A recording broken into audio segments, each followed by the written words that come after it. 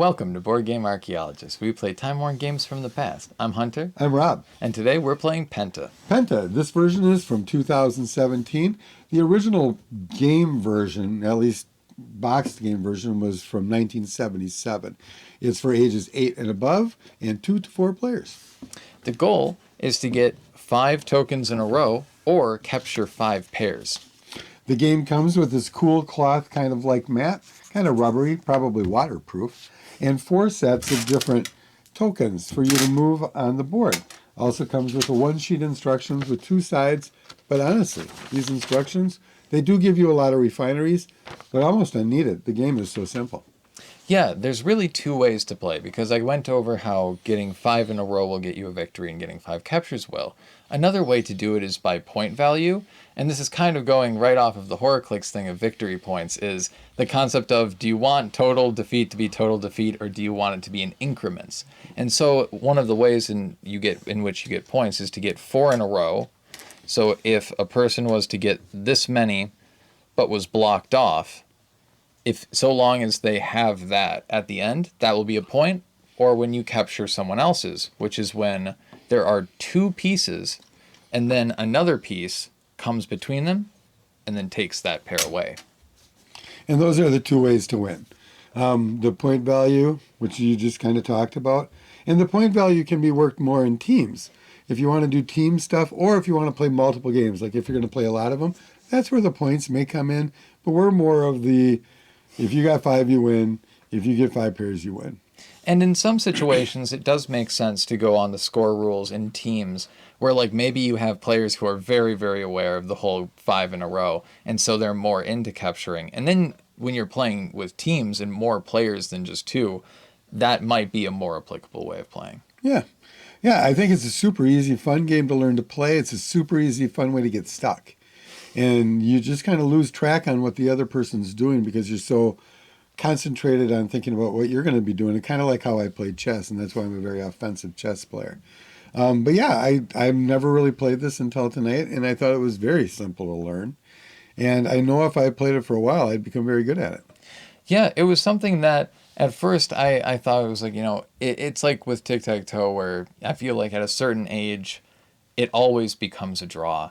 And I thought that it would be kind of like that with this, but while playing, because I've played for a few months now, it's surprisingly, there's a surprising depth to it. Yeah. And so and you have the whole board. You don't have to put your chip by another chip, but you're not going to win, and you have to defend. So the defense kind of brings you back together. Yeah. One of my questions were, you don't get a whole lot. You get 30-some, and there's obviously more spaces, but it would be, I don't know how you would get away with even using half of them before somebody won. Yeah, maybe my brain is just tiny, but I could not imagine going through this entire pouch of all of these different moves and not getting 5 in a row or getting beaten in the meantime. Right. It was pretty quick. Yeah. And you think you're ahead, but the second you get that 4, if somebody lays down 4 and neither of them are protected on either side, you know the game is over. So again, that's where the point thing comes in, is if you know you're going to lose but can still create a 4 of your own, you might want to do that because you'll get a point.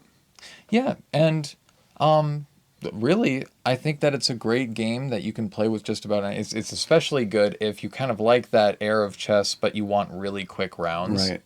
And 8 and above, you could do it younger. Oh, yeah. For sure. Play it like 5, just 5 in a row and go with it, just like the Connect 4. And how much you want to include, because it talks about etiquette, how much you want to include that in your games is all up to you. I'm a very cutthroat player, but to state as the rules do, it's usually customary to announce when you have 3 or 4 in a row, because it says that, you don't want to win because of something they oversaw. You want to win because you would right, confidence. Yeah, because you're a master at the game. But I'll take a win any way I can. I will too.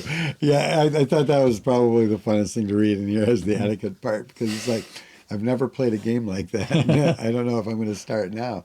But there's a number of rules for multiplayers and single players, and super easy to learn. I like it. The art's pretty cool, and at first I kind of thought that Penta was maybe like an ancient Greek thing. I looked into it, and it seems more based off of a game called go-moku from Japan, played in the 1800s. And so, but it was based off of this guy from college playing board games with his friends. So Yeah, it really is. The whole design of this is Greek. it's good marketing, and I really liked the look. And if I didn't think to look into it myself, I probably would have assumed Yeah, that it I would. did. I totally did. I don't doubt that any number of groups of human beings have played a game very similar to this one. And so, True. Very true. Probably with rocks. well, thanks for watching. Yeah, and if you want to know more about us, check us out at toyarchaeology.com. Find us on Facebook. The group is especially more active and more social. And don't forget to subscribe to us on YouTube. We'll see you next time. Bye. Bye.